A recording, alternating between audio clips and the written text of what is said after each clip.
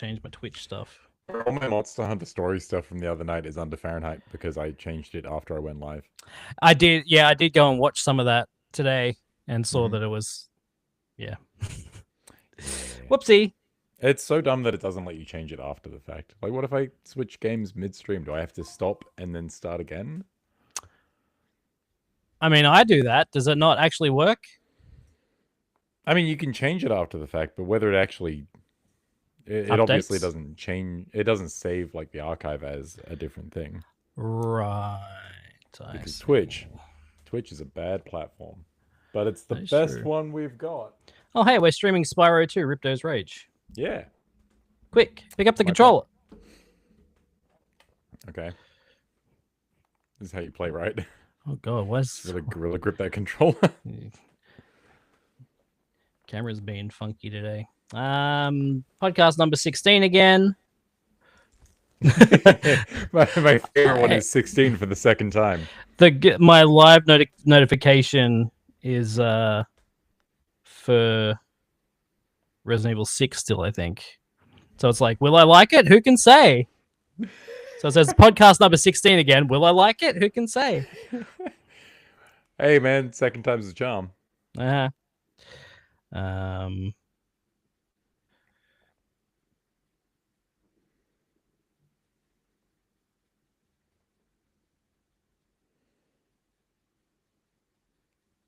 And we're going to put this in the podcast category.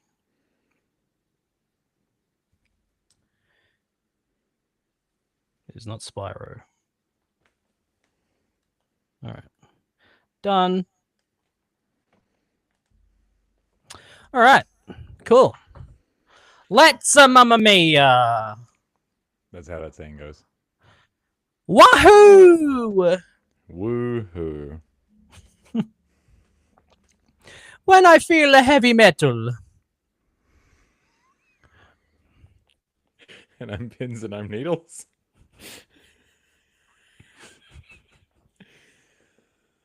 Hello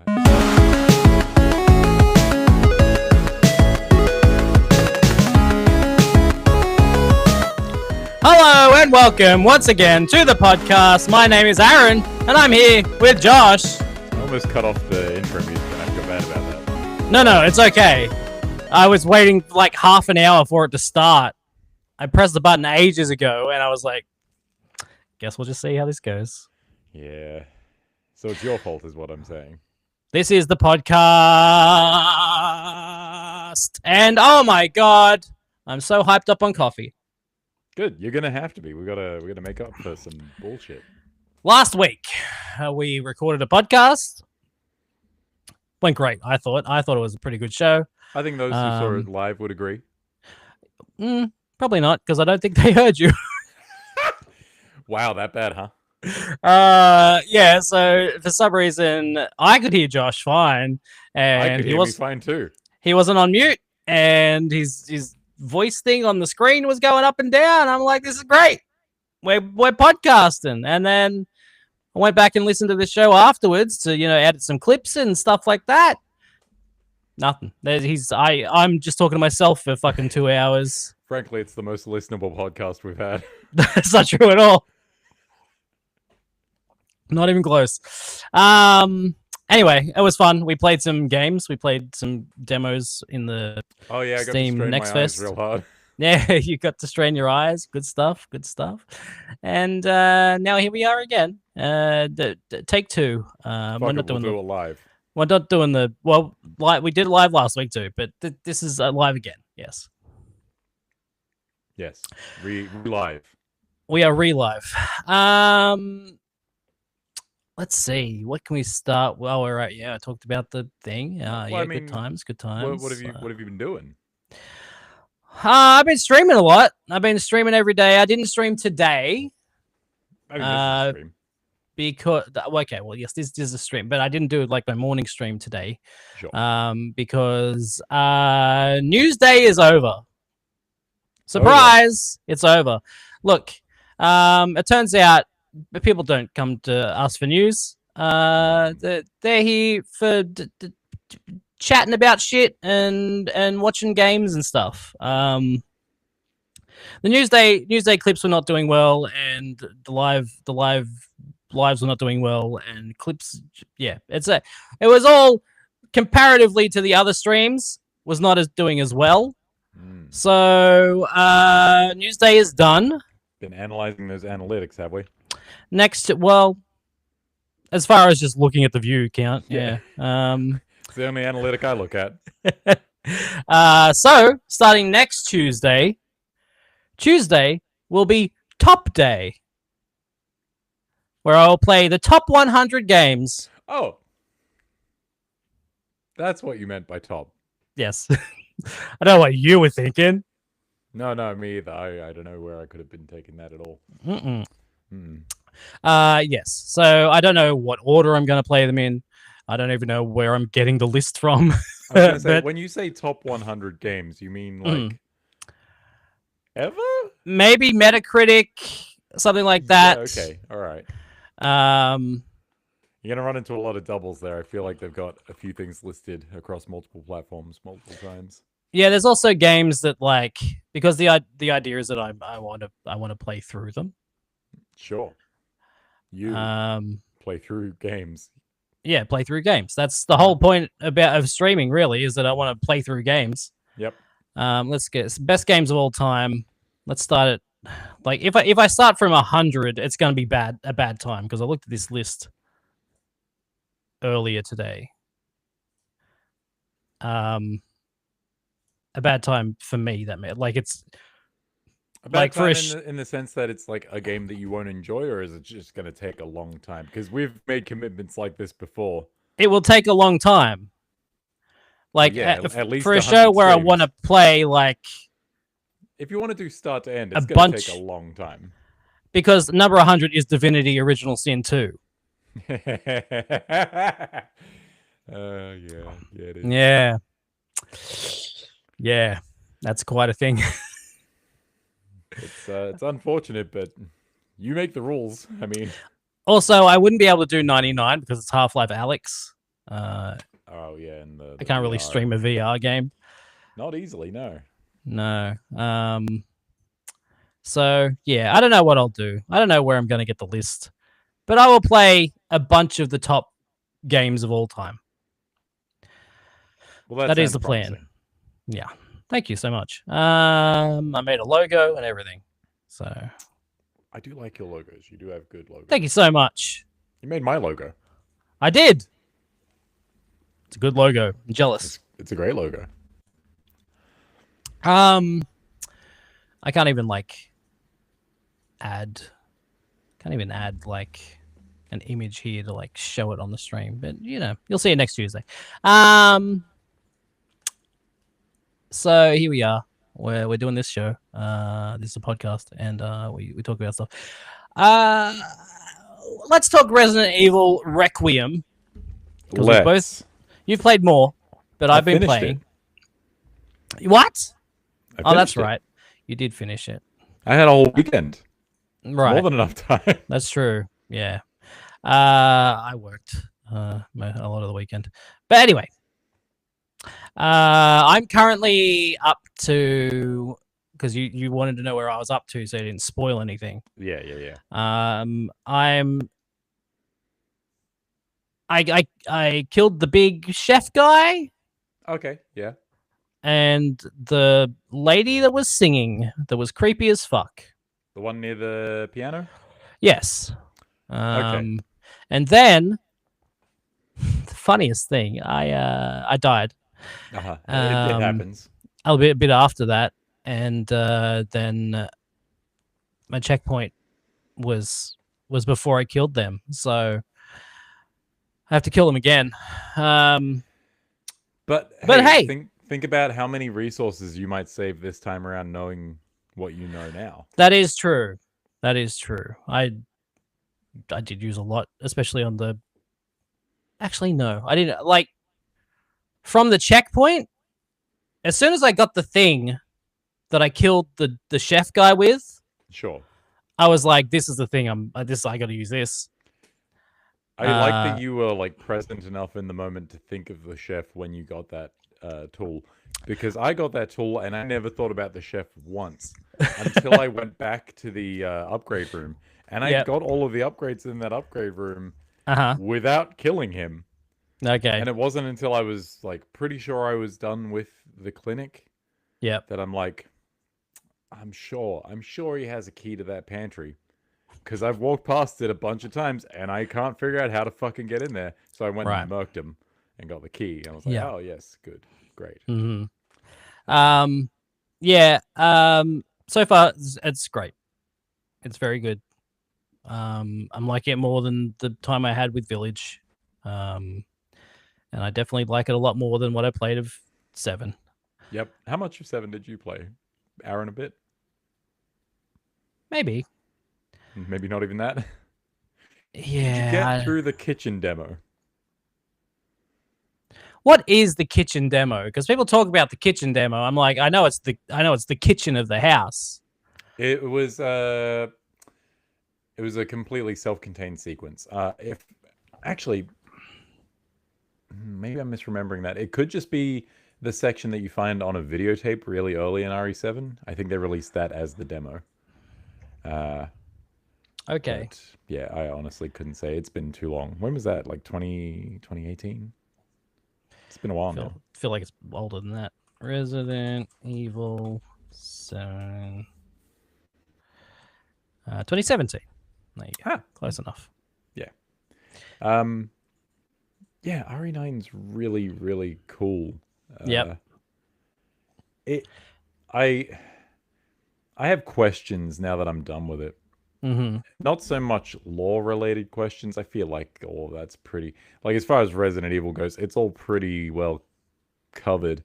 I question where the series is going to go from here in terms of gameplay, because, like, the Leon stuff's really fucking cool in this game. Yep.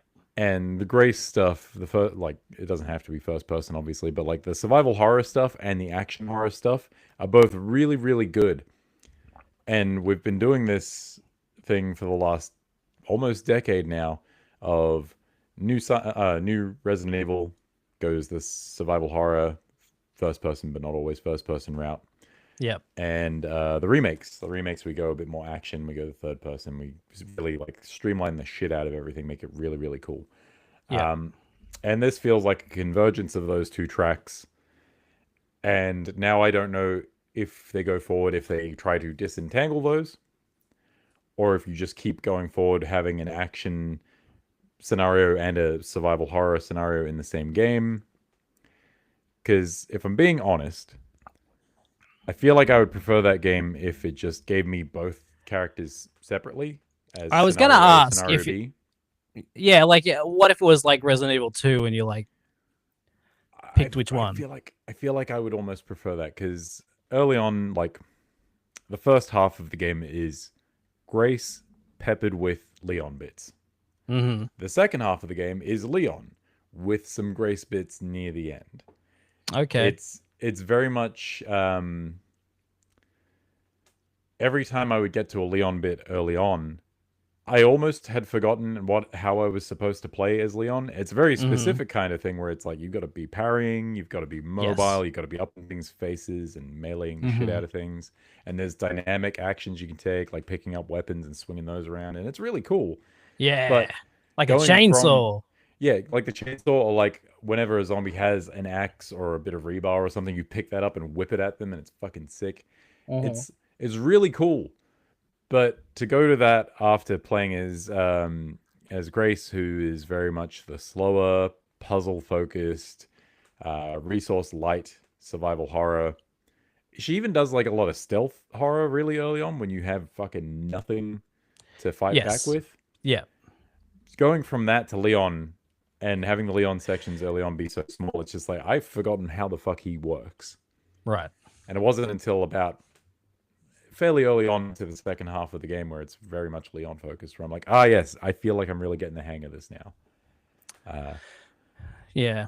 So I think personally I would prefer split the two, have them be their own thing, have them be focused, but like maybe have them in the same game. I don't know. Do you think RE10 REX, huh? REX? Rex. Ah, Rex. Oh god, this is how we get to It's a Dino Crisis. God damn it. Oh, we all knew it had to happen. You know, I'd be down. Finally. I That's would what play- it is. That's how they bring Dino Crisis back. It's just a crossover with Resident Evil. Yeah, Resident Evil was just a prequel the entire time. Holy shit. Yeah, okay. That's great. Yep. I mean- the T-virus, the T-Rex virus. Oh, that's There you crazy. go. yeah, Look, I'd play anyway. Dino Crisis where it plays like the Leon sections. That would be fucking hype. I'd be way into that. I mean, Dino Crisis 2 is more action focused, but it's not Yeah, but like it doesn't obviously play not like Resident that. Evil 4. No. RE9 Leon plays like fucking Dante from Devil May Cry. Yeah. Yeah. He's doing They sick shit. Well, Resident Evil was originally a Devil May Cry thing. Oh, Devil May Yep, Cry was we've originally a come- Resident Evil thing, I mean to say. We'll come full circle. It was Come about full Resident circle. Evil 4, right? Yeah, exactly. Anyway, do you think Rex will have like do you think it would, from what you've played now of RE9, do you think it could lead to a split story where you have like one scenario, two scenario? Well, I said I had no questions regarding the lore. I feel like there are a number of ways that story could go. Mm-hmm. There's a lot. People talked a big game about RE9 being like the MGS4 of Resident Evil games, and it is to an extent. It is very much a love letter to, you know, RE2 specifically, with little bits of Resident Evil sprinkled in for good measure. Right. There's a lot untouched. If this was really the MGS4 of Resident Evil, like, you would have seen fucking everyone. Everyone who's ever been in an RE game would show their face before the end. Right. And it just doesn't happen.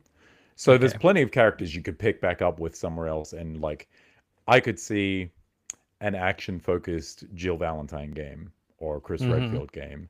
Yeah. I could see a Claire survival horror, or like a... God, what was Barry Burton's daughter's name? The one that was in RE Revelations. She's still out there doing stuff. She could be a survival horror candidate. Sure. Like, there's options for these. My main concern is that gamers are fucking idiots, right? So you've now tangled these two things. You've given them two games in one. Mhm. Would the public accept if you split these off and did them separately again? Or would they Right. see that as something lesser? Mm. That is true. Revelations was started off as a DS game, right? Yeah, first one was... Second one, I think, was a... I want to say that's a PS3, PS4 game. But the first one was definitely a DS game. My point is, you know, that no one when they're talking about Resident Evil games, no one's like, oh, fucking Oh, yeah. Revelations. Look, I'm not saying that Barry Burton's daughter needs to come back for this to be the real MGS4 of Resident Evils. But, like, there's some RE2 stuff that doesn't show up that I was quite surprised by. Like, you see Leon Kennedy, you kind of expect certain people or certain elements to show up, and there's some absences. So, on that front, you know, like, there's elements still in play. Like, you could do DLC for RE9 Requiem and have these characters, and it could be really, really cool, and you could do that. But, like, moving forward, there's so many characters you could do stuff with. There's lots of elements still in play, I guess, is what I'm trying to say. Mhm. But yeah, like, more from a game design perspective, I'm like, would players accept pairing that back into the two separate tracks again? Yeah. Because gamers are idiots, as I covered. They'll be What like, if? No, why doesn't it have the action and the horror stuff? Why isn't it two games in one anymore? Capcom is stealing my money and punching my child. Capcom surely love money, right? Surely Resident Evil 10 is a games as a service, and you buy each chapter with a different character. They release one every 6 months or so. Doesn't that sound great? So my biggest concern here was that, like, the components would stay integrated, and we would build off of those and get crazier and crazier, and then we'd just be at a new Resident Evil 6, Mm-hmm. where it's Sure. just too much. Yes. I don't think RE9 is doing too much. Mm-hmm. I think it could probably like separate its bits a bit better, and maybe that would be fine. But like as it is, it works really well. Like I say this is my complaint, and it is, but it's like as far as complaints go, it's not the worst thing to complain about. Oh no, they got a sick action game in my horror game. Oh. Yeah, I do miss the just straight up survival horror.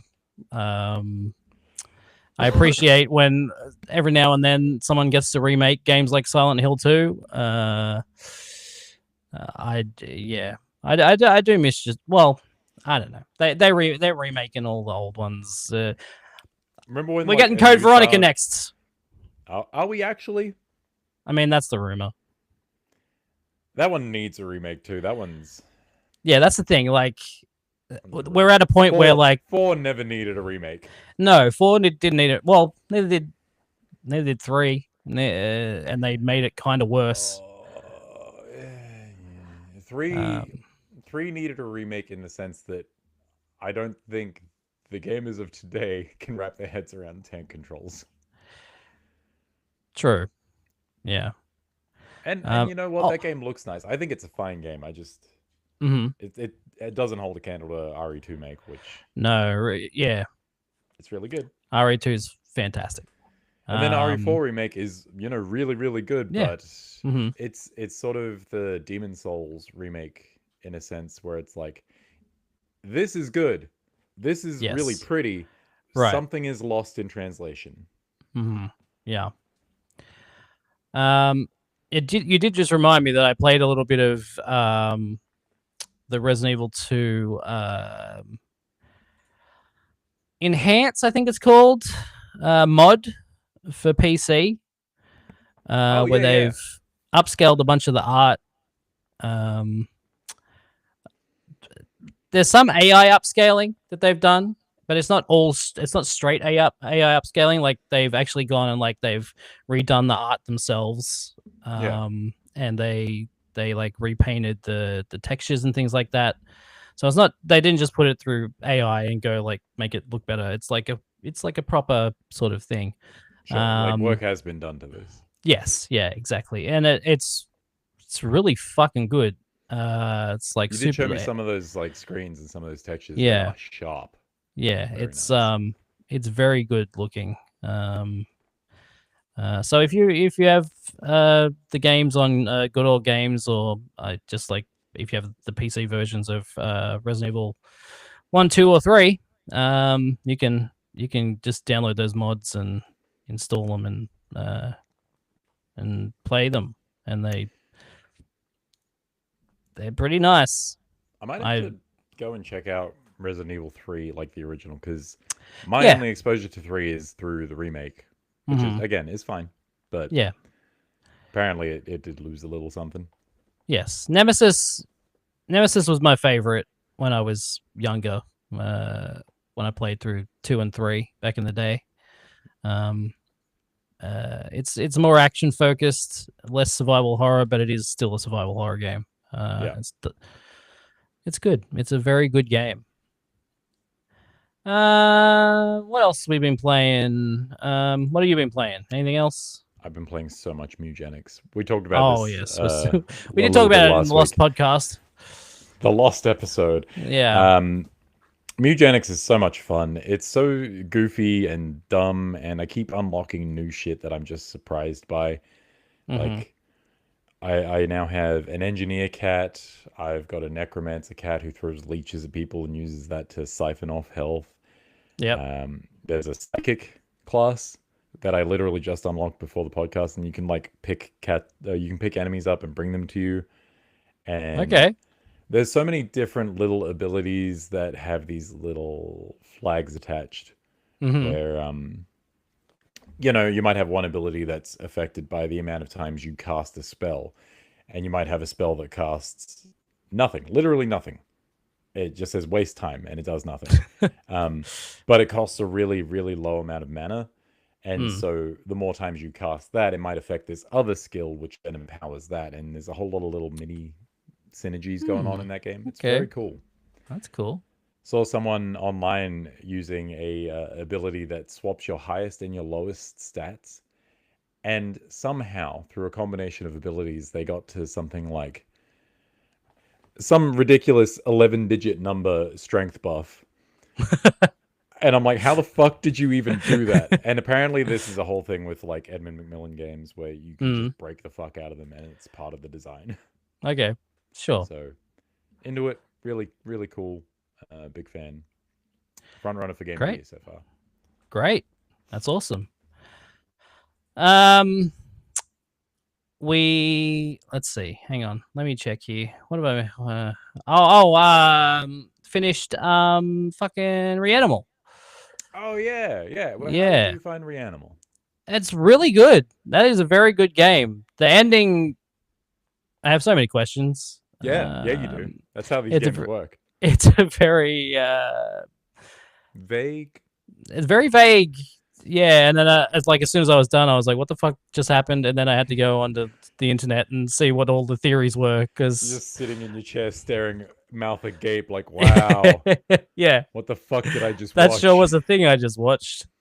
But the game is very good. I would have liked to see more fucked up animals. There wasn't like for a game called Reanimal. There's like 3. I want to say 4. 3. There's a giant pig, but he's not that fucked up. He's kind of normal. Yeah. There's the weird 3 bird thing in the water. Yeah, there's a weird bird thing. There's the actual bird. Right. And then there's like that whale thing. Sheep. Oh yeah, the whale thing too. The sheep. Yeah. The sheep's a bad time. Yeah, the sheep is a bad time. So yeah, that game's really cool. It's very much Little Nightmares 3 unofficially. Right. Did you understand where I was coming from when I sent you the message? There's a weird amount of overlap between Reanimal and Metal Gear Solid. If I said the words tank and hand grenade to you. Oh, sure. Yeah, okay, I gotcha. Yeah, that's yeah. The entire like World War I section of that game is very strange, but I thought it was going a place where I don't want to give away spoilers about what happens at the end, or but like I thought it was going somewhere really with the World War I stuff. Like, is this all a metaphor? Right, that's what I thought it was leading to, and then it was just like, no, that's just like bitch, completely unrelated. We just like the style, you fuck. Yeah, it's very strange, but it is a very good game, and I liked it a lot. And it's short. Yeah, no, it's real short. It was like 6-ish hours. Yeah, did about 6. Yeah, and like there's extra stuff. There's puzzles and shit that you can get extra masks and stuff through. But yes, yeah, it's a really good digestible time. It's very atmospheric, mm-hmm. very creepy. Like some of the animation in that game is fucking phenomenal. Yeah, the graphics are really good, especially once you get into that World War I section. Is like explosions going off everywhere, and like yeah, it's people shooting very themselves in the face.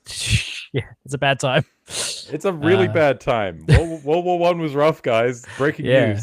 Apparently. Well, World War III's here, so I was gonna say it'll be good experience for the coming days. Good stuff. I think the most pervasive image from that game for me is the really lanky dude who I've since found out is named the Sniffer. That's what he's referred to in the trophies, and it makes it so much worse, right? Yes. So the bit where he's like riding the tricycle down the lane at you, mm-hmm. I hate that. I hate that so much. It's like big, giant, like thin limbs, bunched up on a little trike. He caught me the first time, so I had to do it. I had to do it again. Oh, you had to watch it twice. Yeah, it was creepy. I didn't like it. Lots of degloved people. Bad times all around. Mm-hmm. Yeah, Reanimal's really good. You played a little bit of Monster Hunter Stories on stream? Yeah. So I'm kind of not so much rebranding. I'm branding my Monday streams because my Monday streams have always just been kind of whatever the fuck I want. Right. To give them a bit of a theme, my Monday streams are going to be Monday Night Raw. Yeah. ROAR. Uh-huh. Where I'm going to play games with monsters. So Great Monster name. Hunter Pocket Monsters, fucking spooky games with monsters, War of the Monsters. I would like to get Lauren on and beat the shit out of her in that game. That would be great. Hell yeah. That's a video game. It's so good. Monster Hunter Stories, the first one, is very, very kid oriented. But it has some really cool shit going on. It's like, what if Pokemon had the type like rock, paper, scissors battle, but also then had a stance or style rock, paper, scissors battle on top of that. So you're choosing power attacks or speed attacks or technical attacks, and one of those beats the other, beats the other, beats the other. Yeah. And you're like building up synergy with your animal buddy, and you're in the fight too. This would be like if you're in a Pokemon battle and my Poliwrath goes up and punches a Pikachu, and at the same time I kick Pikachu in the balls. Yeah. And so it's kind of like that. Right. And yeah, it's really, really cool. The third one of those games is coming out this year. Very soon. And yeah, very soon, like next month or so. I believe so. And let me check the Fantasy Critic. Yeah, because I think someone chose that. Someone did. The first two are on PS Plus, so I thought I'll give that a shot. And so far, I'm really impressed. It's quite fun. But yeah, very, very kid focused. You got to be kind of prepared for MC Yoda to be fucking talking at you in rhyme. Josh, guess what? What? It's out next week. Yeah, it's sometime in the next month. Crazy. We have Pocopia this week, and then Yote Legends is next week, as well as Monster Hunter Stories. Yep. It's weird that Yote is going to be the one that I have to like maybe back away from, because I'm interested in Pocopia. Yeah, I'm looking forward to playing that. I'm shocked it's getting reviewed as well as it is. It's doing extremely well. I don't have the reviews here, but it's averaging like high 80s, right? Higher than that, I think. Hang on, let me check. Because I know. 88. GameSpot, it's 88. 9. Yeah, fucking crazy. I will take umbrage with people calling it the best Pokemon game ever, though. It's like, yes, it is a Pokemon game, but it's not a Pokemon game, you know? Right. Yes, of course.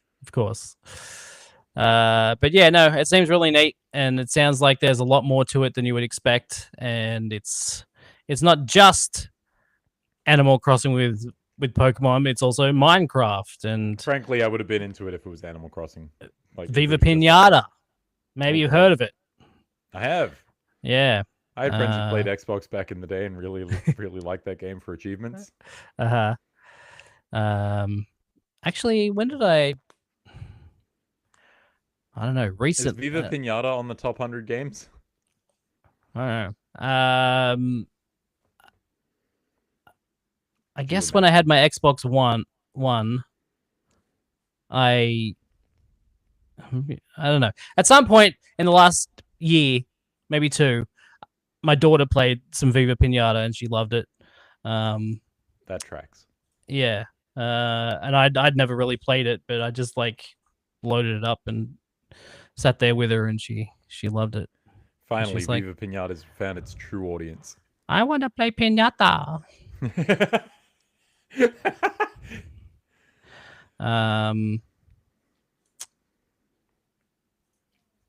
Anyway, while I'm doing this, looking for this, I did play also today the demo. Well, not the demo. I played the full game of Scott Pilgrim EX. Which is a new Scott Pilgrim game, just similar to the one that came out fucking decades ago, and then got remastered somewhat recently. Yeah, recently got a remaster. But back in the day, I played through that game and I fucking loved it. It's I don't know if it's one of my favorite games of all time, but it's definitely like one I have really good memories with. The music's fantastic. Just the art style and everything was just great. That's a fucking great game. This new one takes all of that and adds on to it and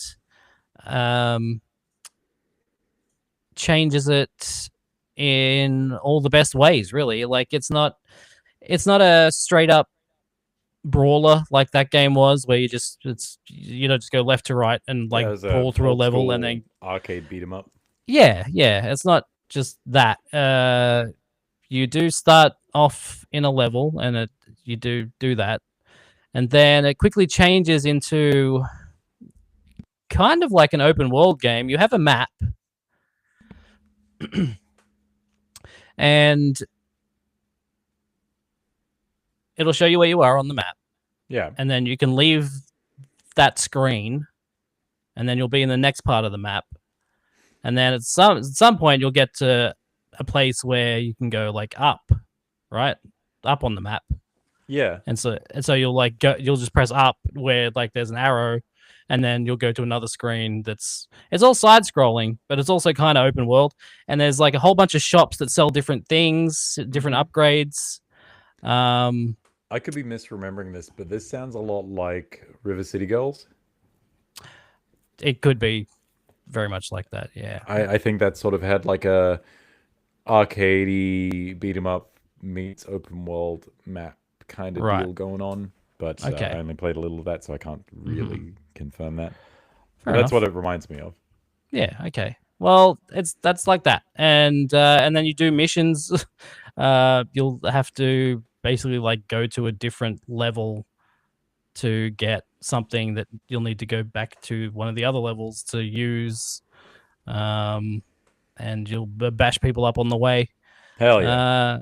It seems really cool. The animation's great. The combat's great. It's all seems like an improvement over the first game, which I already loved. Is it a similar pixel style to the original? It has a similar style, but the animation I would say is better in this. Like it's cleaner and smoother, and yeah, it seems great. I've played maybe like 20, 30 minutes just before the podcast, but it seems cool. Nice. I'm into it so far, and it's $40. So if you're into it, give it a go.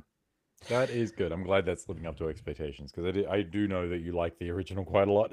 Yeah, that was great. Great game.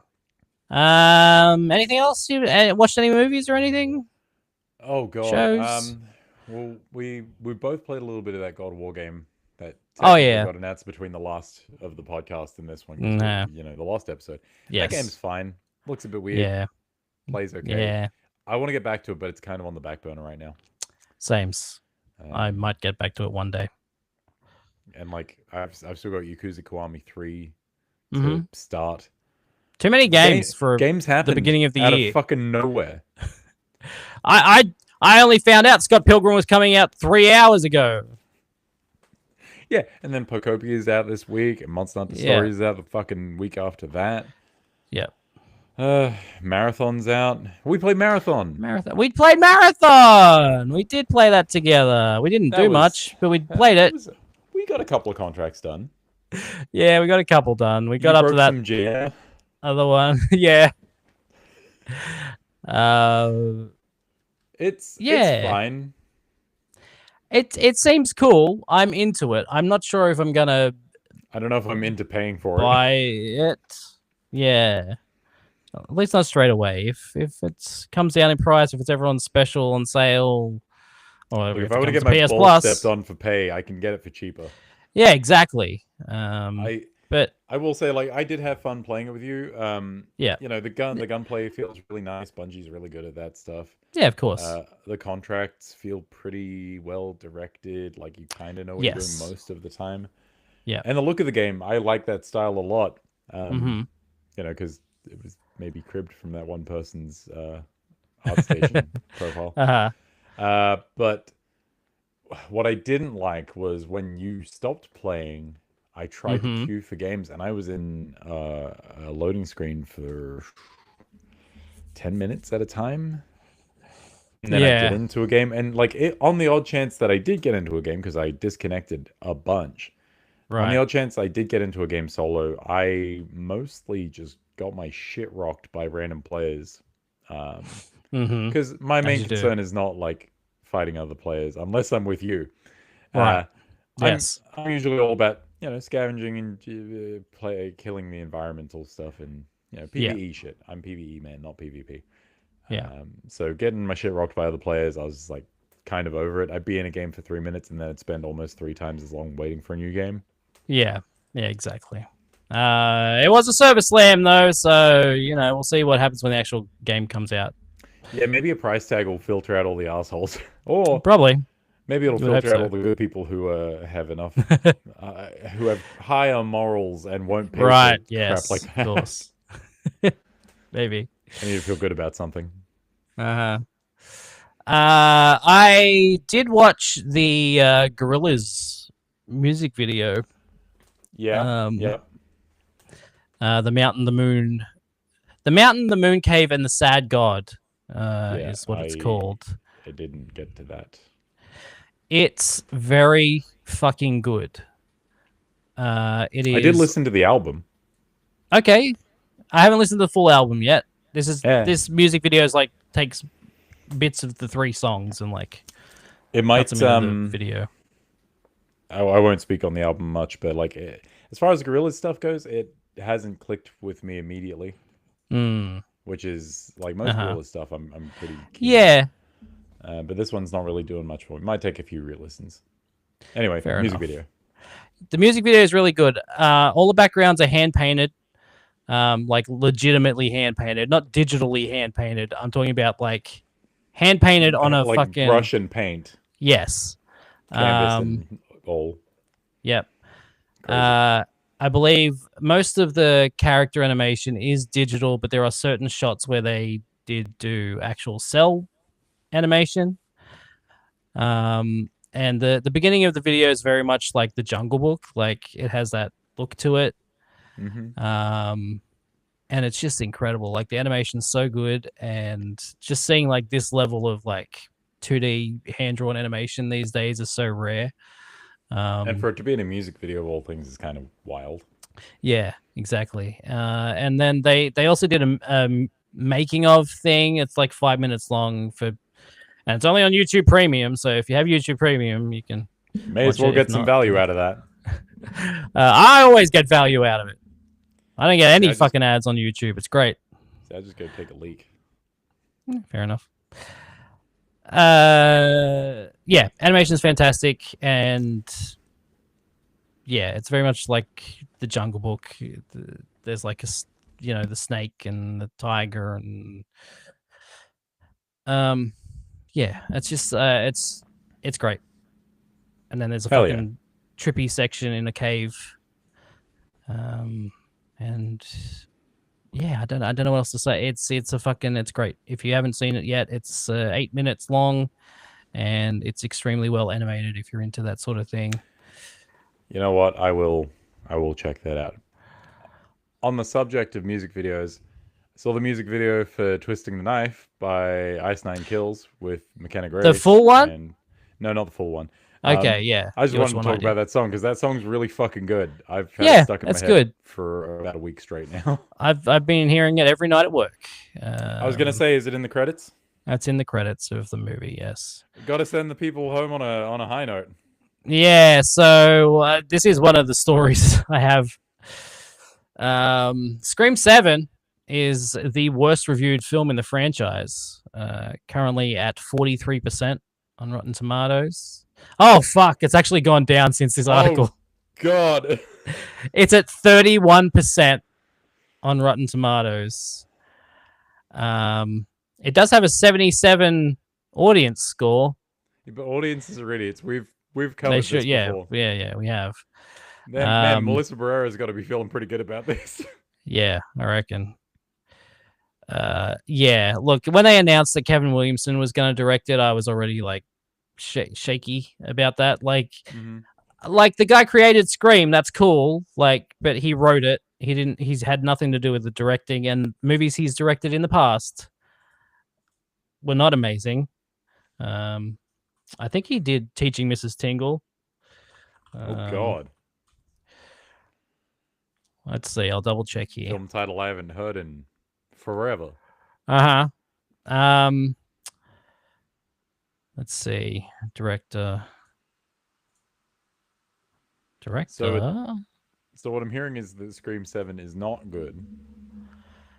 Scream 7 apparently not good. I haven't seen the movie yet, but because I work at a cinema, I have seen the end of the movie where they reveal the ghost The face. reveal. And not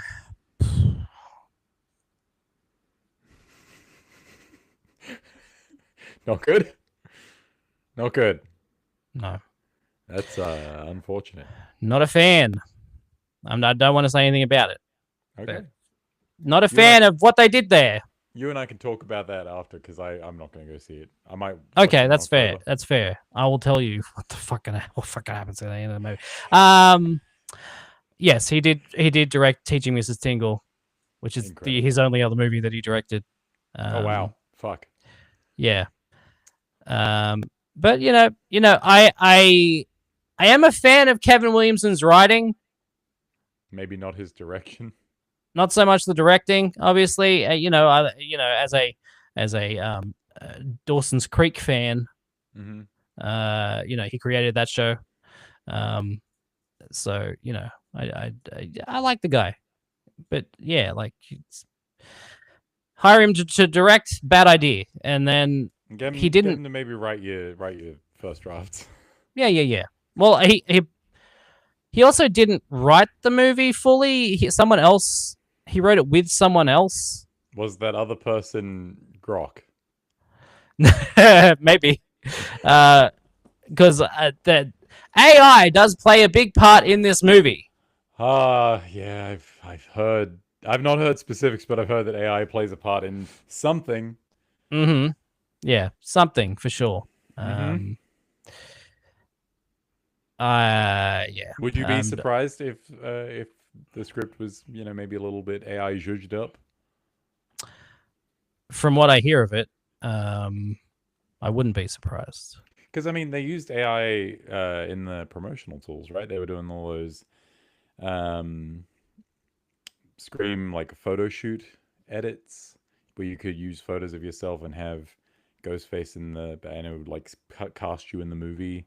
Oh, there was a whole thing, like... I didn't see that. 3-4 months ago. Okay. Around October. Well, sounds shit. Yeah. Yeah, a whole lot of water used for that. Yeah. Anyway, so yes, worst reviewed Scream movie. Below. It's crazy because 3 exists. I know. I was like, look, they hired Kevin Williamson. I was like, ugh, not a fan of that. And then obviously they also had to redo everything. They paid fucking Nev Campbell $7 million to be in this movie, and they got rid of, two of the characters. They got rid of the two characters ones that wouldn't stop having consciences. Oh God, how dare they? The two characters that fucking the whole last two movies were surrounding. I mean, you can just pretend that Scream 7 doesn't exist. And I will, and just leave it at October, 6. And I'll get drunk and I'll watch it. Because 6 is fantastic. 6 is really fucking good. Yeah, it is. 5 was fine. Oh yeah. Anyway, so my point was, they hired Kevin Williamson, and I was like, it's gonna be bad, but it won't be as bad as Scream 3. And there's no way any movie could ever be as bad or worse than Scream 3. And here we are. Did Courtney Cox's bangs make a return? No, very much. Maybe that would have saved it. Not maybe. Maybe that's what saved Scream 3. Maybe they should have made a zombie movie where everyone that died in the previous movies came back and was a zombie. Is that not what they did? No, that's not what they did. No, that's not what they did at all. Interesting news now. Oh, you know what? I fucked up. You've jumped the gun. I fucked up. It's because I gave you too good of a segue. News. This is the news. News time again. We've been talking news. We were mostly just talking shit then. That wasn't so much news. Sure, that is true. Scream 7's bad. That's not news. Scream. That's the fucking fuck that movie. Anyway, I was gonna go just because like I've seen every Scream movie since You're the 3 Scream guy. in a cinema. You're the reason like, I've seen Scream. Yeah, exactly. And then no, I'm not gonna bother now. When I was doing one of my first Spooktobers and making sure I watched a different horror movie every day, I messaged you going, "I've never seen Scream. Should I see Scream?" I get that, like, I've always had the idea that they're kind of trashy and shit, and you were just like, "What the fuck? Watch Scream." So I watched Scream. I was like, "Oh, that's where all those scary movie references." Yeah. That's funny. Someone else recently said that they watched Scary Movie before they watched Scream.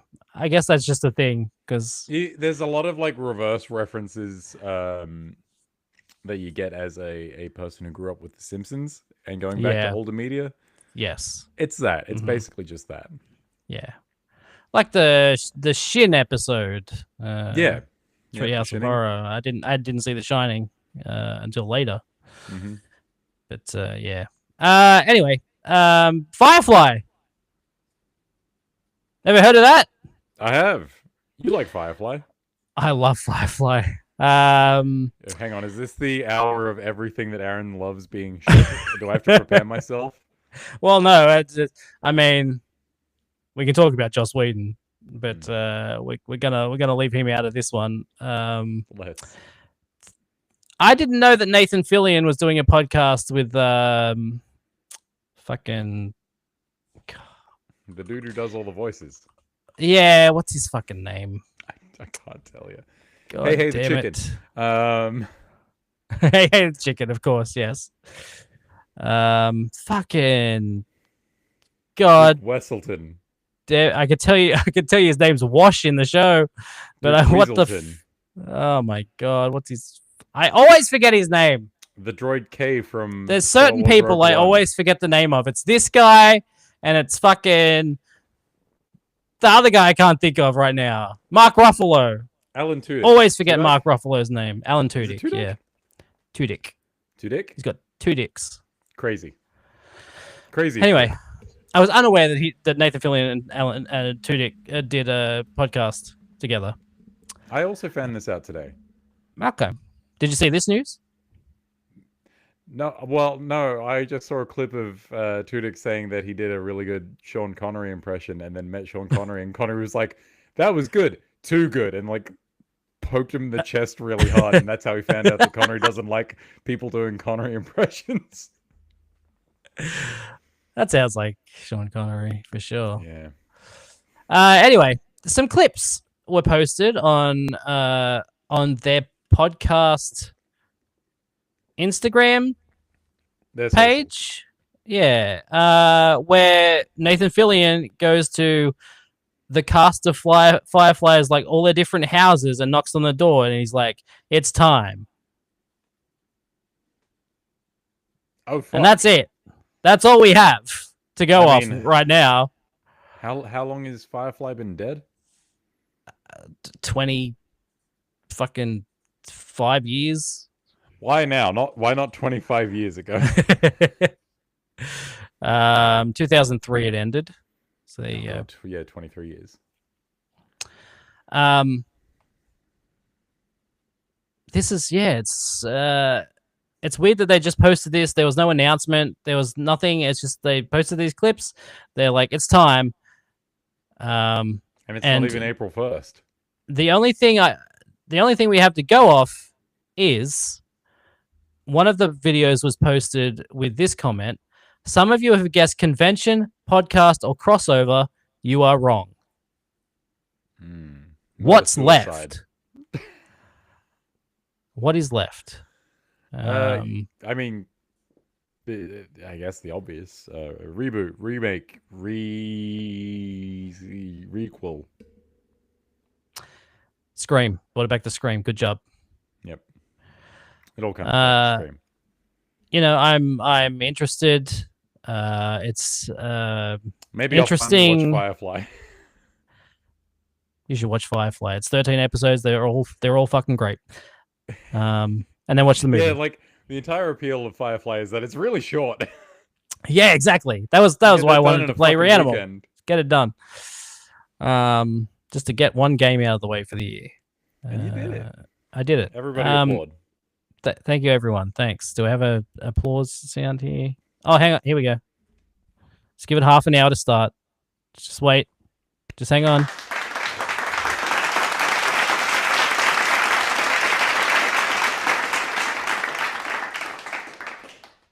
Thank you. Excellent.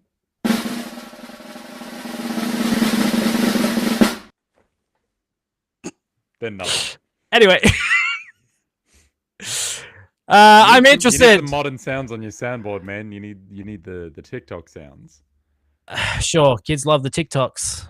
They do. Adam Baldwin was not involved in any of this, which is fantastic. Great news. Great news, everyone. Adam Baldwin was not involved with any of this bullshit. Was Joss? I imagine not. Definitely not. But yeah, Adam Baldwin, known scumbag piece of shit. Hopefully he won't be back in any way or shape or form. Joss Whedon also, his character was killed off screen. Yep, his character was also killed off screen. Flew back to his home planet or whatever. Died on the way back to his home planet. Yeah, that's it. Yeah, I am. Yeah. There's no other information. I'm excited to know what this is, knowing now that it's not a podcast or anything. Hopefully, if it's not like a series, maybe another movie. Who can say? I was going to say, what would you prefer? Would you like a series, just one, or would you like a movie?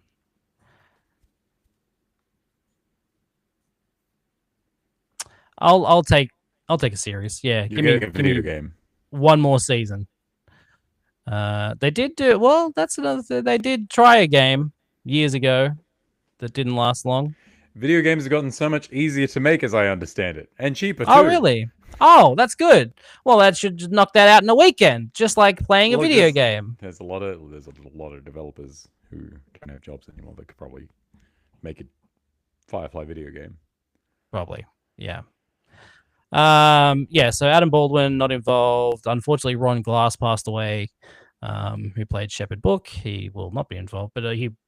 You'd like to think so, but AI...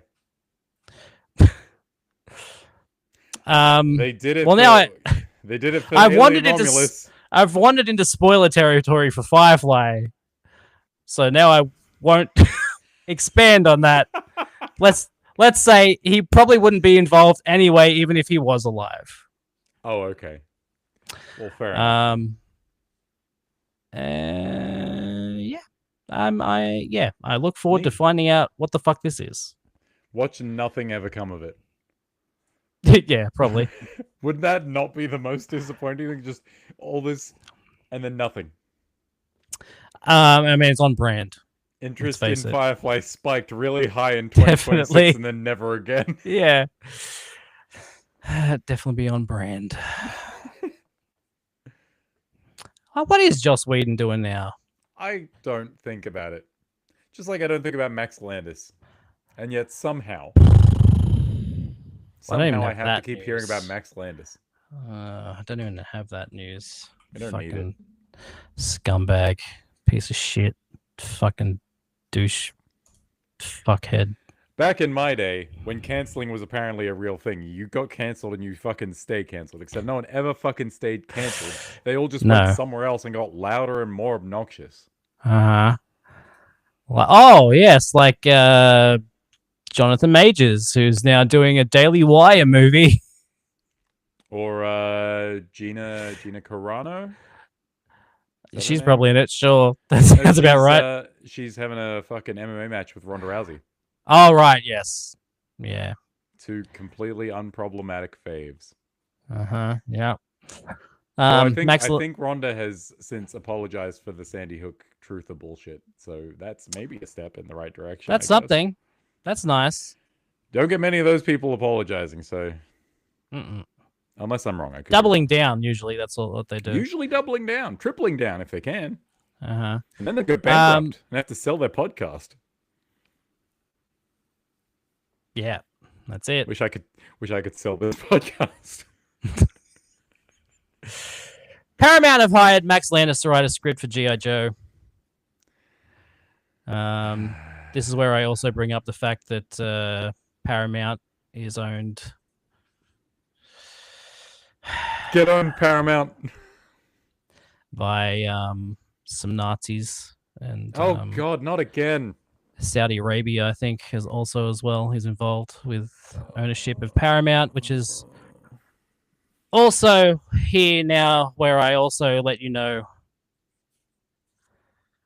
that Paramount is buying Warner Brothers because the Netflix deal didn't go through. Oh God, right. Oh God. So why does it feel like there's something catastrophic happening every day?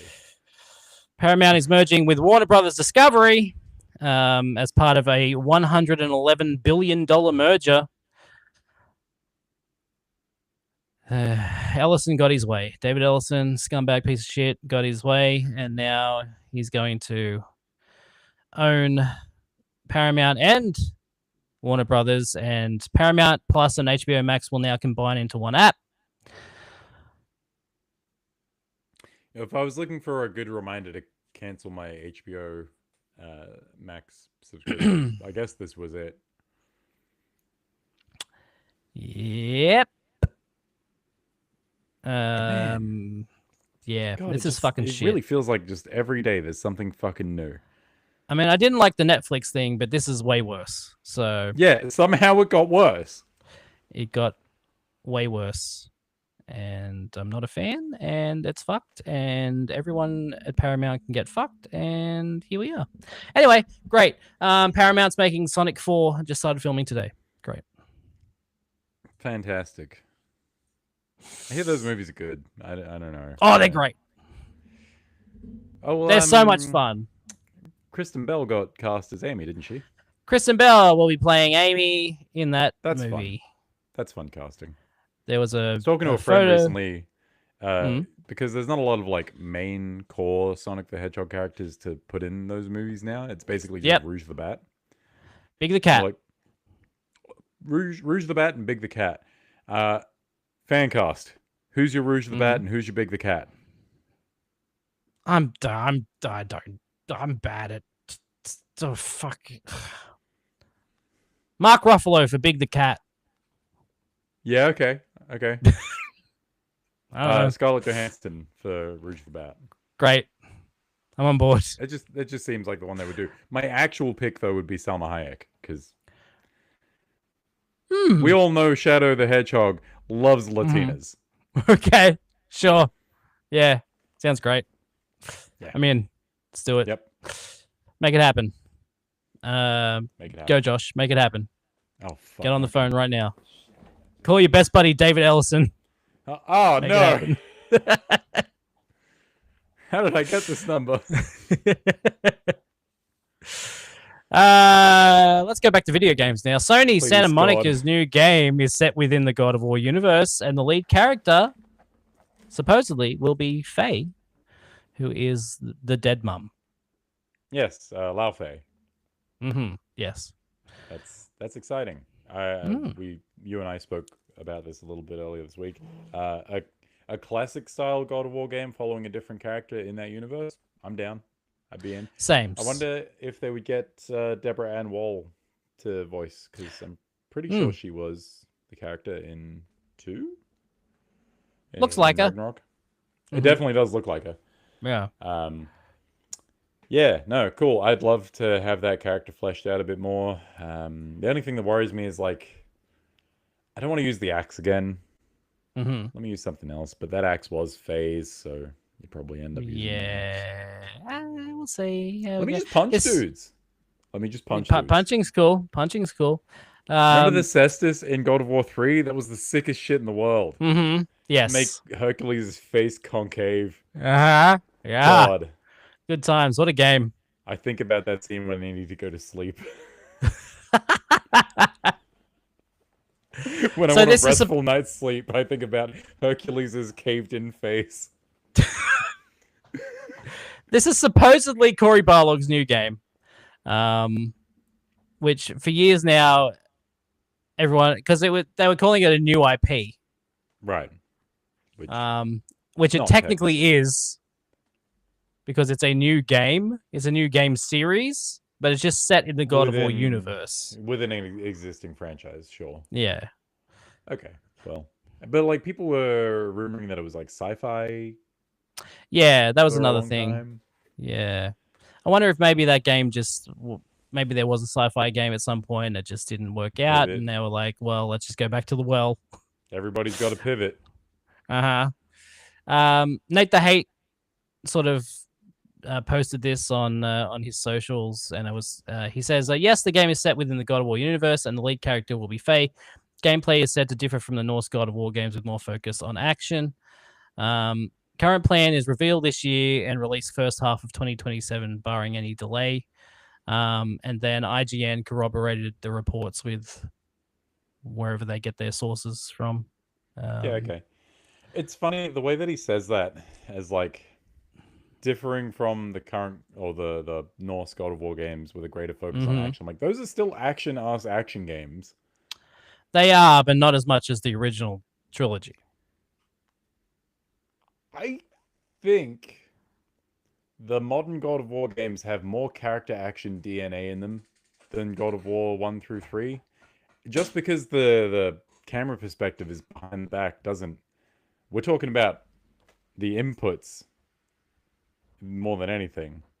Like, there's more tech in God of War and God of War Ragnarok than there is God of Wars 1 through 3. 1 through 3, they're beat 'em ups in 3D.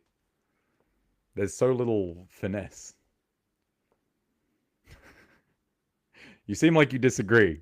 Would you care to elaborate? Nah, you're fucked, mate. Shit, he's got me. Yeah, I don't know. I look at those God of War games and my perspective has changed, but they're still action games. They are, but like not all the time. Like the original trilogy is mostly just killing dudes. Like there's not a whole lot of puzzles or walking around or doing any of that. It's just like mostly yes, there's puzzles. Okay, yes, there's puzzles. The kicking bullshit and the mirrors. Yeah, there's puzzles, but not like there is in the newer games. Like a lot of those are walking around. There's a lot more walking around in the newer games than there is in the original. Sure, there's a lot of connective tissue that wasn't there. It used to be a lot more just encounter. Yes. Rather than that's why I'm saying like narrative. That's why they're more action than the new ones. Okay. Well, in that regard, I suppose I agree, but let the record show that I disagree. Well, it's okay. Yeah, all right.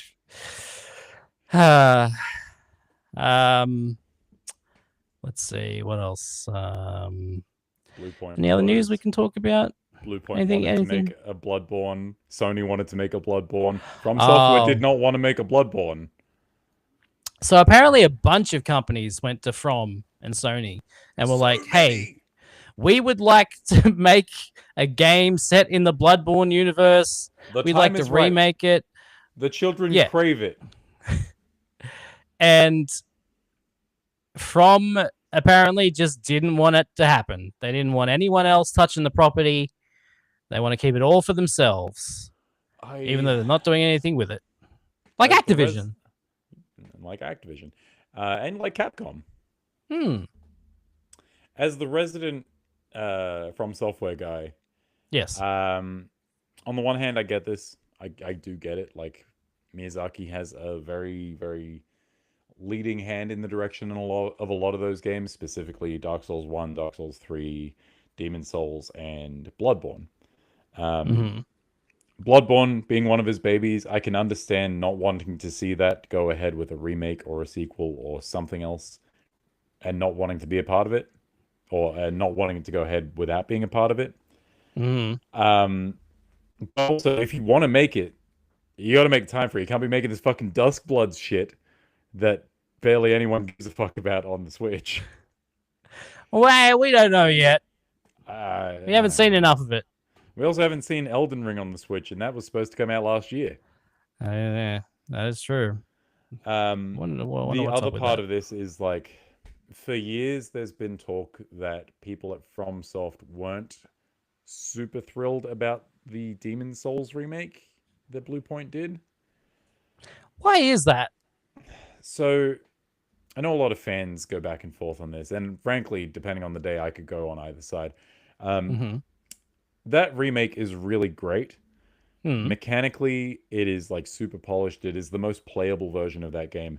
It looks incredible, Mm-hmm. but in the translation from PS3 Demon Souls 2009 to 2020 Demon Souls PS5, Yeah. something is lost. There's a vibe, there's an aura, it's just not there. Can I Um, tell you something? please. Because this is what I feel about a lot of remakes. Is it a bit too clean? Yeah, like Is it missing a little bit of that schmutz?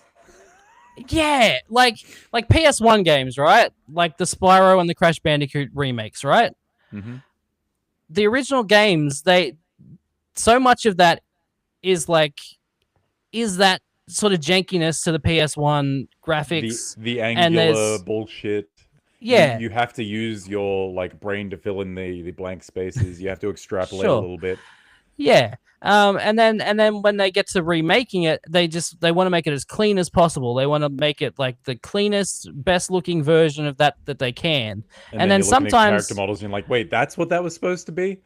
yeah, and like there's things where, say, like the fog that they have in like certain PS1 games, right? Mm-hmm. They go and Mm-hmm. even like I remember when San Andreas came out, the remake or the remaster, and they took Yep. out all the fog. Yep. And the And draw distance was like forever and you could see nothing but forever. yeah, like they had to add the fog back in because people complained about it because they knew that the fog was like that made it feel bigger and that It was made it part of the atmosphere. yeah, it's a whole part of the atmosphere of the game, and then you take that out and it looks so clean and it's like what the fuck, this isn't the game that I remember. There's something lost in remaking things, and I feel like when when developers take something and they choose to remake it and make it clean and tidy and as neat as possible, they don't think about the fact that a lot of the charm of those games was from like the limitations of the hardware. Like, Mm-hmm. you know, the people that made it originally were working in the confines of this box that they had, and they had to make it work in there. And then now that there's like infinite graphics, Now they we have the these power to render things so realistically and so yeah, like fully. and they do it, and they rather than just clean it up and just keep like the essence of it what it was, they wanted to just yeah, they want to clean it up Yeah. and make it perfect. It's not, it shouldn't be perfect.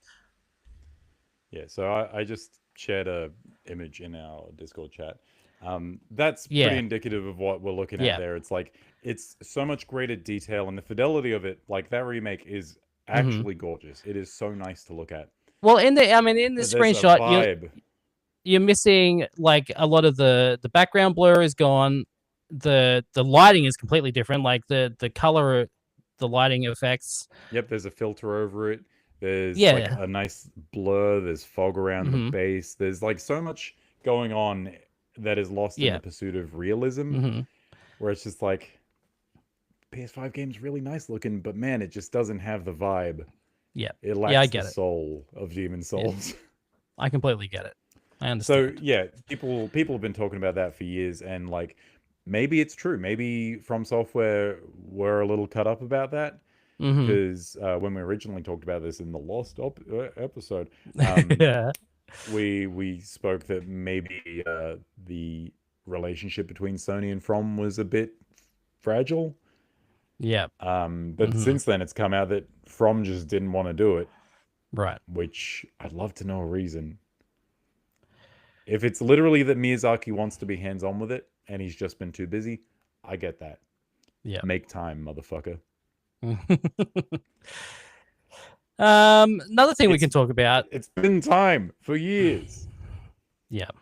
I Do Yeah, I Dino get it. Crisis while we're at it. Fucking come on. Please, Capcom. Uh, Another thing we could talk about is that the Pokemon thing happened, the Pokemon Direct. Yes, Um, yes, it did. Happy Pokemon Day, everyone! It's 30 Happy years old. Pokemon Day. We got a reveal of Pokemon Winds and Waves, Yeah. which is coming Which, out next year sometime. yep. With Looks really Ms. nice. Windy, was it Mr. Windy Chew and Ms. Wavy Chew? Those are the two Yeah, the Pikachus with Pikachu. hats. Yeah, yeah. This game speaks to me on a level of me loving Wind Waker and the idea of like getting in a. Do you ride? Well, that you don't even know what the traveling is yet. Well, Okay, there have been leaks okay, for the last like couple of years where they've been talking about this game that's set in like Southeast Asia, Indonesian islands, and that seems to be pretty well confirmed. yep, Lots of Indonesian fans online being like, "Oh shit, this hut, this is so us." Like the way that shit is just like decorated, and it's like this is okay. just a fucking tourist trap. That's rad. Um, Well, okay. So the IGN has an article that says Pokemon Winds and Waves region is indeed based on Southeast Asia. Filipinos can confirm. yeah. Man, it's so fucking good.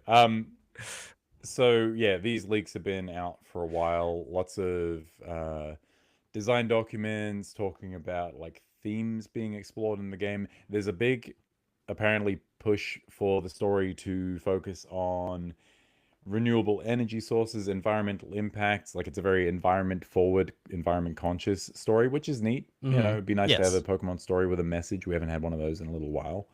hmm Um, but along with that, there seems to be some kind of scooter thing that you've got with you, Okay. which is both, you know, a scooter and also maybe hmm like a little hovercroft or a little jet Jet ski, ski. like just a Yeah. little vehicle that alters as you go throughout the world, and that's powered Okay. by a Rotom. hmm Rotom being the ghost that inhabits electronics, which, if you've seen the Yep. latest Pokopia trailer, he's the one in the stereo, which is Yes. a new Rotom. Uh, Yep. Interesting aside, when Rotom inhabits a different appliance, he usually changes what type he is. So when he's a lawnmower, he's a ghost grass type. When he's a fridge, he's a ghost ice type. When he's a washing machine, Oh. he's a ghost water type. Okay. People have been talking about like a sound type for Pokemon forever, and if they were going to make one, this would be kind of how you do it. Hmm. At least how you'd That's announce that. cool. Anyway, Yep. yeah, probably got this like morphing scooter thing, which you'll probably upgrade as you go around, so you can get to different islands at different points. So you can kind of gate off progression a little bit while still having it be open. Okay. Um, they're talking about having, instead of 8 different elemental challenges like you would for the gym battles, hmm having 18, which I think Scarlet and Violet also had 18. They had the 8 gyms, and then God, 5 colossal Pokemon and 5 evil team bases or something. Okay. So that's pretty standard at this point. And you've got that many different types, it seems dumb to limit it to just 8 on display. Sure. Yeah. And starters. We got starters in the trailer. Yeah, And we they're did. really good. They're all like. There's They're usually really one that's fucking like, "What good. the fuck's that?" I'm not. And No then one's there's picking usually that one one. that's like, that's the one. And then there's one in the middle where Yeah. you're like, yeah, I could see it. This Yeah. one, I feel like they're All all three of winners. these are very good. I think. The more I Obviously, think on it, I'm Pombon. like, yeah, Pombon's really good. Pombon. It's really good. I showed that to my daughter, and she loves it. Yeah, She's of course she does. she's like, I want to play it. I'm like, it's not out till next year. She's like, oh, I want to play it now. Yeah, well, you fucked No, up, man. it's next year. Sorry. Get a Pokemon Sword and Shield. There is a corgi called Yampa. Okay. Yes. She'll get right into that. Okay. But yeah, Pombon is very strong. Gekwa is the Yes. water Gekwa is gecko, great. who in the trailer does like, I don't know if you know the Japanese rich girl laugh. No. So the rich character in every fighting game, your Lilies in Tekken or hmm Corinne in Street Fighter, they do the laugh with the Okay. hands up to the Yes. mouth. All right. Yep. Gekwa fucking does that in the trailer. Okay. I didn't miss I'm like, I that. swear to God, if it does that like fuck ass rich girl double sweep move, I'm gonna die. You know the one, the That rich sounds girl good. sweep. Okay, So sure. Gekwa's very good, and Brout. Brout is an And angry bird, and yes, I love the leaf eyebrows. They're very so good. the name obviously portmanteau of brow and sprout. Mm-hmm. In Japanese, I think it's an even more direct translation of their word for sprout and their word for eyebrow. So Okay. there you go. It also sounds like the word owl in Japanese, which Mm-hmm. Okay. triple meaning, always There you fun. go. Even though They're it's kind really of like a good. chicken. It is a little Some bit of a sort of chicken. chicken thing. Like the only, it's weird. They've done bird starters before, and they've done like so. Torchic was the fire chicken. Yep. Rowlet was the grass owl. Mm-hmm. Piplup was a penguin. Yes. Quaxley, the duck. Yes. Like they've Of done course. bird starters before. This is the most bird starter. Yeah. I'm hoping because it's Southeast Asian, they kind of pick, and it's not always limited to this, but they sometimes pick Pokemon design inspirations from the region and Mm-hmm. the surrounding regions. Okay. I'd really like for Brout to turn into a cassowary. Yeah. That'd be Because cool. cassowaries are angry, and that's an angry little bird. I saw a lot of people hoping that Pombon doesn't stand up on two legs. Yeah, That's like a thing, apparently. it's a trend. A lot of fire starters, say Tepig, Fennekin, fucking most of them, honestly. If they start on four legs, they generally end up on two, and they also end up as fighting types. So Okay. firefighting, no bueno. Litten, Mm. that turns into Incineroar. Granted, Yep. Incineroar is one of the greatest Pokemon ever made, but Mm-hmm. yeah, stands on. But it's just furry bait is the problem. Sure. Yeah. Yeah, I'm I keen get to it. see where these ones go. I might actually need to see what they turn into before I make a decision because they're really Yep. good. Otherwise, Yeah. I'll just All three of default to them my really good. water starter. Yeah. Fair enough. Is there The anything other else? Game looks the other good. thing- Game looks really good for a Pokemon game. yeah, I was gonna say, like, yeah, for a Pokemon game. I don't know, man. It's, I keep going back to it thinking like, yeah, I'm jaded by the fact that other Pokemon games have not looked particularly good. I still think it looks quite decent. I will say the water's doing a lot of the heavy lifting in that trailer. It looks know- really good. The lighting looks nice. Like Pokemon has lighting never been looks known for its fine. lighting. They've got ambient got its- occlusion. Sure, still got low res textures, and it's definitely more dense than a lot of the past games. And They start that trailer with a fucking windmill. Now I don't know if you Yeah. played Pokemon Scarlet and Violet, but there's a windmill in that town that moved at like 10 frames per second. okay, It wasn't until we got to the Switch 2 that it started moving at a Ah. smooth whoa, 60. great, fantastic Look, windmill expectations are technology. low, and these have been blasted out of the water. In the waves. Yeah, I will say the water looks extremely good. I will say that. And they're letting us go underwater for the first time since Yeah. the Pixel games, which is exciting. Yeah, that is cool.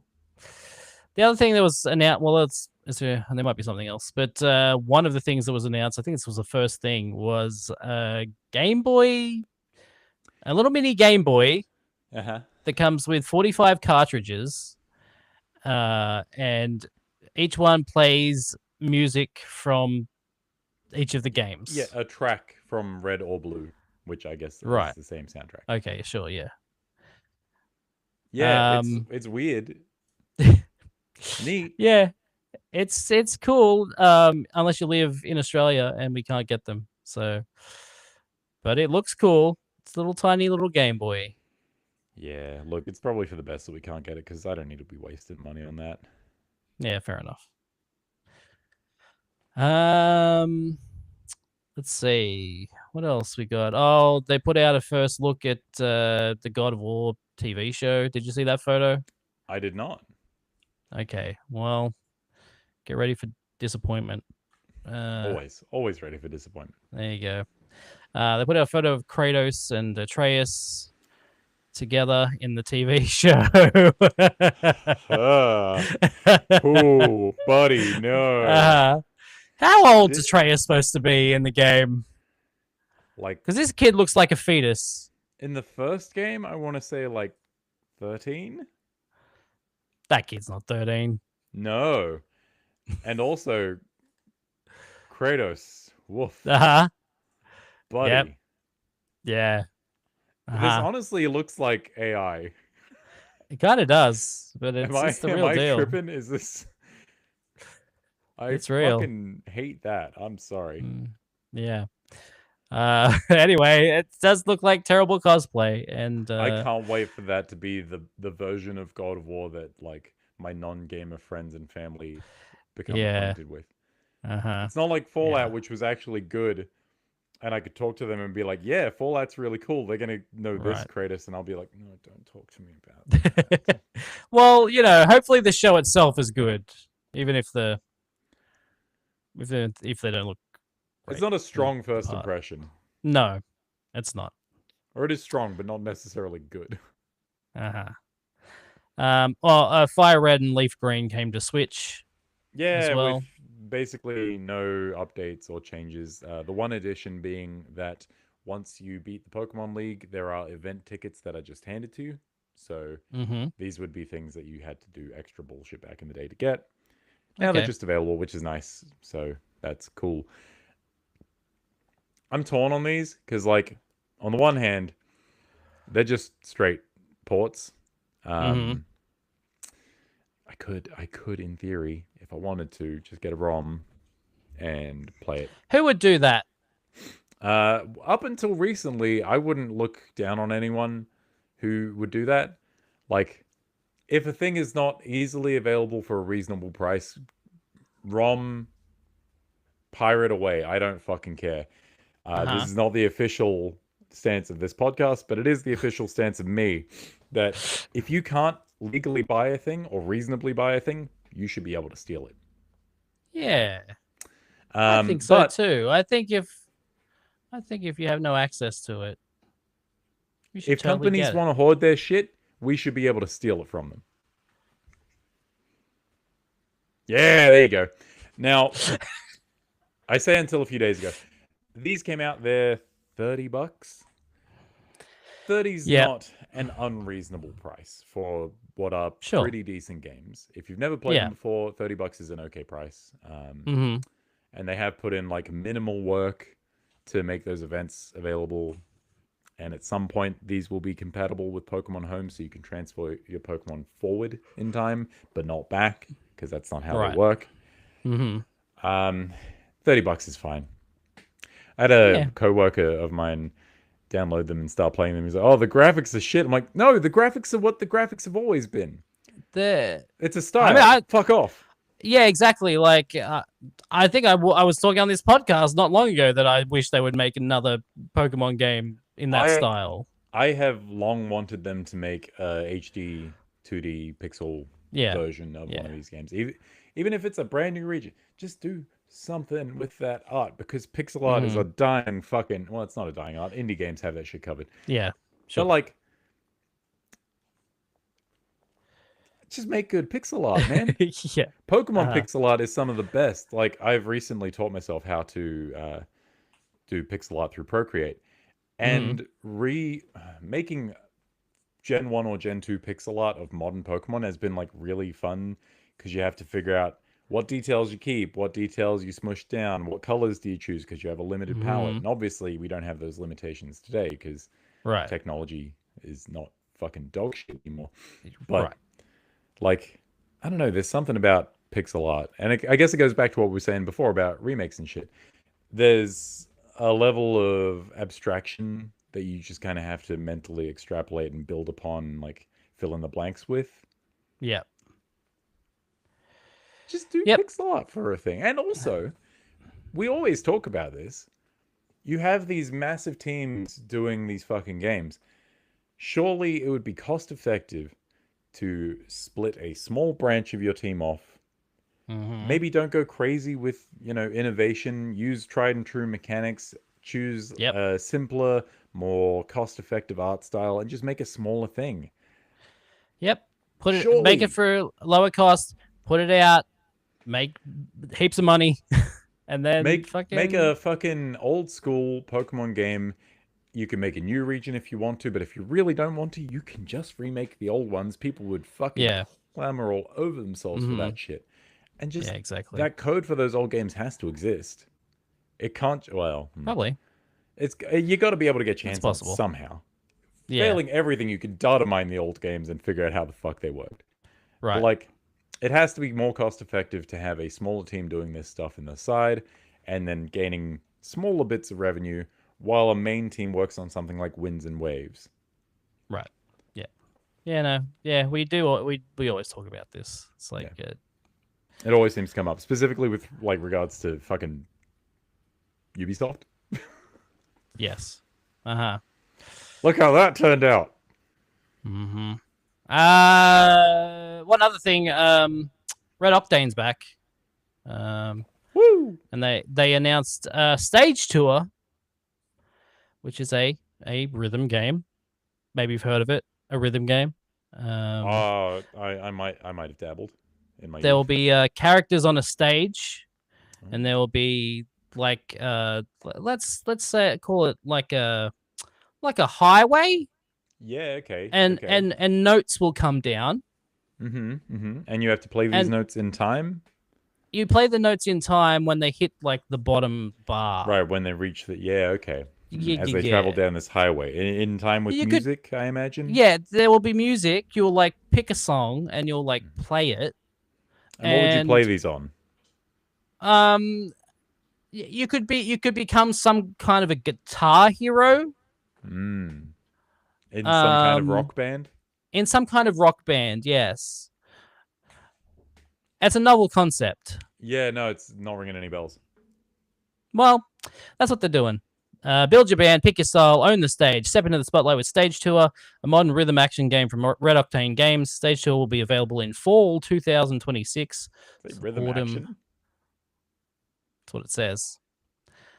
Like Hi-Fi Rush? Summer, autumn. So towards the end of the year. Yes. Yes, autumn is around Halloween. Yeah. Yes. Correct. That's how More details coming months. soon. And you can sign up to be notified at stagetour.com if you're interested. Yeah, so they put out a trailer. Doesn't look amazing. That's the Total Badness seal of approval right there. Yeah. What if they took Guitar Hero and just like, much like other remakes, took all the soul out of it and made it look kind of stiff and boring? Even remaking God of War into a TV show, just take the soul out of it. But they showed glimpse. I think they revealed the guitar not long ago. Lips? I feel like you went to say glimpse, but then you said blimps. No, I didn't. I'm not gonna stand on. I'm gonna stand on that. I did not say blimps. Anyway,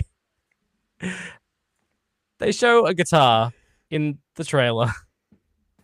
I think they may have announced it a while ago, unless this is a different one. But it looks like a fucking Guitar Hero guitar, like the remember that red one? Yeah, the SG. No, not that one. The fucking the Les Paul. The Les Paul.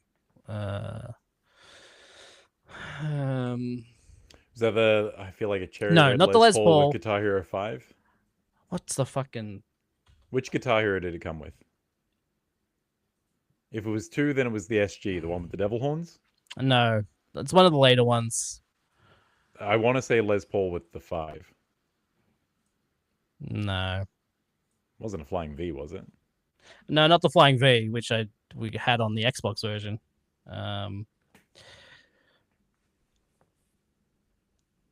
What do you fucking call it? It's one of those.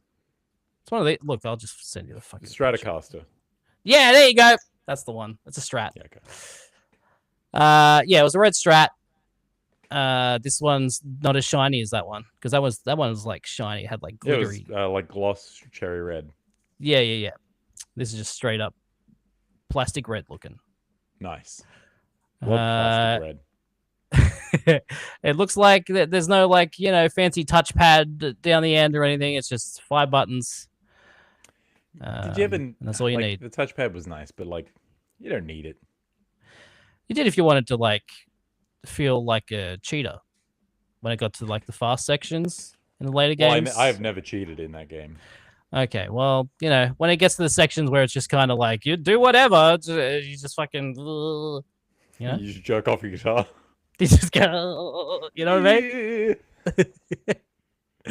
I hope it's good. It's all gonna come down to what the fucking songs are. Like that's what it comes down to. Yeah. Like, look, there are some And technical problems they could run into that would ruin it, regardless of the soundtrack. But the soundtrack is pretty make or break. yeah, they the symbols on the highway are square. Oh God. Yeah, it's really just to differentiate it from the other games. What other games? Oh, sorry. Any other games First of that its may kind. be coming out soon that are similar? And also, it's showing a full band on the stage, but they only showed the guitar. So, I mean, there was a full band in Guitar Hero 1 through 3. yeah, but I'm pretty sure the highway also has it like had different multiple highways. I think yes. Yeah. Okay. Well. And I know that Cracked did announce a drum set. Oh. And they are teaming up with Red Octane. Well, there you go. Actually, speaking of the SG, yes, Cracked actually have an SG coming out too, or is it out? Fuck yeah. That was the Guitar Hero 2 controller, if I remember right. Yes. Yep.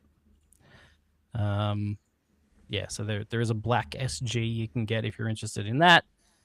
That already exists, and they also have Cracked has like Les Pauls you can get as well. Well, good. You should have your choice of plinky plonk plastic material. I think so. Guitars and instruments. I wish I didn't throw most of mine out years ago. I've still got my PS2 stuff. That all still works, which has been That's fun. nice. I have. Although it's a real still. motherfucker trying to sync that game up on an HDTV. It is. Yeah. It is rough. Yeah, and also, you gotta... I don't know if the sync is off, or I don't know if the guitar is maybe just broken because it's old, or maybe I'm bad. Could be a combination of all three. Sure. You do have to make sure that you put it into game mode when you're on a newer game TV. mode, and then also do the in-game sync and make sure you don't fuck that up. Yeah. But yes, the Cracked drum set will be out this year sometime as well. Well, excellent. And it's got 4 pads and 3 cymbals. There you go. Yeah. Okay. So there you go. That's the show. That's what we have. That's all we have for you. Yep. Everything is fine. The world's not everything's ending. Great. The world's definitely not ending. We're just here to play video games and have fun. We will be here 2 weeks from now with more video game related shenaniganery. Yes, and nothing else.